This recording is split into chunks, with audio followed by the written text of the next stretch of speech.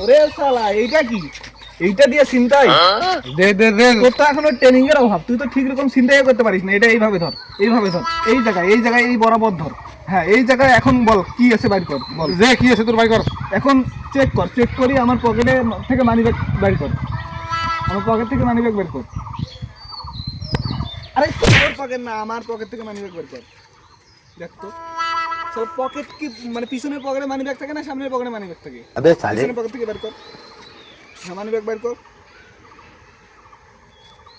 বের কর। এখন টাকাটা নিয়ে পকেটে রাখ আর মানি ব্যাগ ফেলাই দে। টাকা নিয়ে পকেটে রাখ, মানি ব্যাগ ফেলাই দে।